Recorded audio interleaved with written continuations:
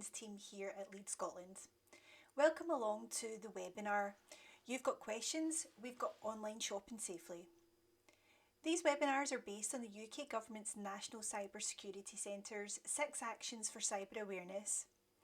This project is funded and supported by the Scottish Government. We are bringing you these webinars because more and more people are now spending their time online, giving opportunities for scammers and hackers to carry out cybercrime on members of the public and businesses. Today we will have a look at how to go about buying and selling second-hand devices online, how to safely trade in, sell or give away our old devices, and how we can make the best choices when purchasing a second-hand device. The online world of shopping can be an amazing place to get some great bargains. To get online, we need a device like a mobile phone, a tablet or a laptop. These devices can be quite expensive to buy new, but luckily we have some options to trade in or sell our second-hand devices, which can in turn help us to buy a new device. We can all become a little bored of our devices sometimes. If you no longer wanted the device, what could you actually do with it? Well, you could trade in your device to retailers like CEX or Music Magpie and others like them. You could also sell or give away your device to a friend or family member. It could also be sold using social media marketplace or on sites like eBay. Many charities will also gratefully accept donations of old devices. And lastly, you could recycle your device at your local recycling centre. Our devices can hold a lot of information. What kind of things do you store on your device? Some of the things that we store are messages and emails, contact information, photographs, browsing history, Wi-Fi codes, passwords, and applications. Before trading in, selling or giving away your old device, it's a great idea to make a copy of the things you have stored. We call this a backup. There are different ways that we can back up our information. Can you think of any? One way to back up is by using cloud storage. This means that your data is stored outside of your device in a central hub. You may already be using cloud storage and not even realise it. If you use an Apple device, your photos and other precious memories will automatically be backed up to their iCloud. Some advantages of cloud storage are that you can access your stored data on any device you log into. There's no need to invest in expensive hardware with cloud storage, and you even get a limited amount of storage space provided for free, though most providers will allow you to extend this for a fee. Some of the biggest cloud storage providers are Google Drive, OneDrive, iCloud and Dropbox. Another method of backup is by using an external device like a USB pen, a hard drive, SD cards, DVDs or CD writers. Now let's imagine that we've made a safe copy of all the precious memories that are stored on our devices. Do you think we're now ready to trade in? No, not quite. Devices that are called smart, like TVs, speakers, fitness trackers and smart meters, all connect to the internet and are controlled using apps on our devices like mobile phones, laptops and tablets. If you have these apps set up on your device and you plan to trade it in, make sure you have control of these devices on another phone, tablet or laptop. One last thing to do is to reset your device to what is called factory settings, or in some devices it's called Erase All Content and Settings. You will find this in your settings menu on your device. All devices are a little bit different. If you're in any doubt, check with the device manufacturer directly. Here I have added links giving instructions on how to reset some of the most popular devices like Android, Apple, Chromebook, Windows and Mac. Once you have backed up your data, installed your apps elsewhere and reset your device, you are now ready to trade in, sell, or give away your old device. Let's imagine you've now traded in your device and you've now got some money to spend. What is it you're going to use that money for? Maybe you could look at buying the new smartphone, a new tablet, or a laptop. Say you really wanted the new Apple phone, but you just don't have the money for it. Maybe you could find the same or a similar second-hand device online that you could afford. So how can we safely find a retailer online? So the first thing we want to do is to use a reputable retailer. If we know the name of a particular retailer, such as Music Magpie, you can type in their web address directly into the address bar. If you don't know the web address of the online store you're looking for, you can search them up using a search engine like Chrome, Edge or Firefox. Maybe you've searched specifically for a phone and you've came across an amazing deal, but you're just not too sure about the retailer, if they can be trusted. You can visit sites such as Which or Trustpilot and have a little look at the customer reviews to see what people are saying about the company. Once you've selected the company and you're on the company's website, look for how the company handles personal information. What you want to see is that the company does not share your data with others. An important icon to look for when online is the padlock item, which can be found in the address bar beside the retailer's web address. The locked padlock tells us that the connection we are using is secure, but it doesn't necessarily tell us that the website itself is safe. If in any doubt, close the website and tab you've been using to look at the website. So we've now found a great website that we're happy with, and we've chosen to look for a new device. We can see some great options and bargains to be had, but it's important that when selecting a second-hand device that you pick one that is supported by the manufacturer. Smartphone manufacturers regularly send out updates to devices. If the device is older, it may no longer be supported by the manufacturer. Updates are so important as they help keep us safe when online and by fixing security issues. Selecting a device which can be updated not only protects us, but it also protects people we interact with online too. If you got a virus on your device, this could be passed on to friends, family and work colleagues. Updating our devices protects us all from viruses. If we weren't able to update our devices, they could stop working.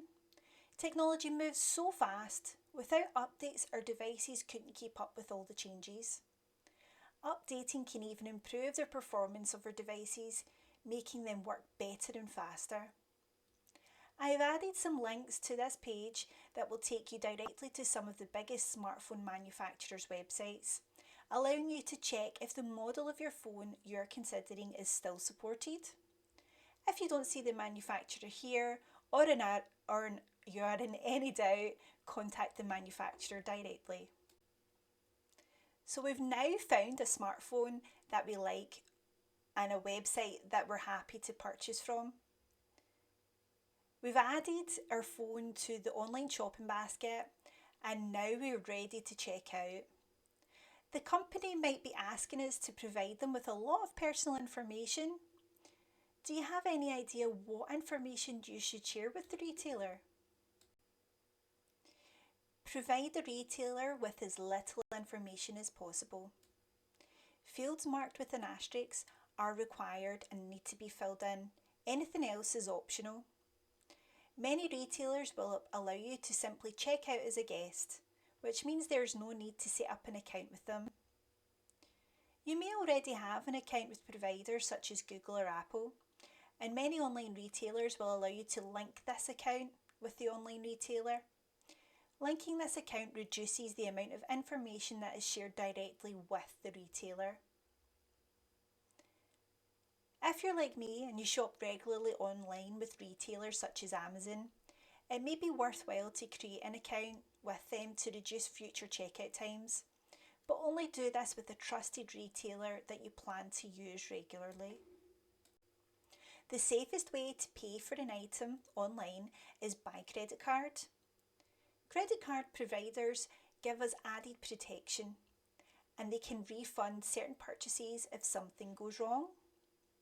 Using a credit card can also be beneficial as it's actually separate from your main banking account. But what if you don't have a credit card? How else could you pay for your items? You can also pay for your items using payment platforms like PayPal, Apple Pay, or Google Pay. Using these payment platforms means that the retailer won't have access to your payment card details. These payment platforms also offer a level of protection when using them, but please check with them directly for more information. There may be times when you have no other choice than to use a debit card to pay for shopping. Although these payments don't come with the same level of protection as the other options, your bank may still offer a certain level of protection. It's best to check directly with them to see what level of protection they will provide to you. Some online retailers may have the option to pay by direct bank transfer. Please always avoid this option. So you've now paid for your item and had your payment confirmed by the retailer. The retailer now asks if you would like to create an online account. As mentioned earlier, only create accounts with retailers that you trust and that you shop with regularly. If you decide to go ahead with this, the website will ask you for some more personal details and it will also ask you to create a password. A strong password is the best protection for your online accounts. So why do we say it's best to create a strong password? Simple passwords are easy for scammers to guess. It's well known that people like to use short, simple and easy to remember passwords. Many people use something personal to them, like a family member's name, a special date or a place. Using a strong password is harder for a scammer to guess, making strong passwords a safer option. So how do we go about creating a strong password that's less likely to be guessed? We follow these steps. So strong passwords are long, and the best way to do this is by using 3 random words. They are made up of upper and lowercase letters, they contain numbers, and they include special characters. Here is an example of a strong password. I have used 3 random words: chocolate, horse, rain. I have used some capital letters, and I have added a number and also a special character at the end. When creating your own strong password, please don't use this example and always remember to create different passwords for each of your online accounts. So we've now ordered our phone and we're waiting excitedly on it arriving. A text comes through to us to set our delivery preferences. How can we tell if this is a fake text message? Have a look at customer's name. Is it a general term like mate, or is it using your name specifically? Is the delivery company what you were expecting? We can see here it says FedEx, but maybe you're expecting a parcel from DHL. Have a look at the tracking number. Does this match the tracking number that the retailer sent you directly? You can also see here there's some text asking me to click on a link. Have a look at the link itself. Does it look like it's a FedEx website?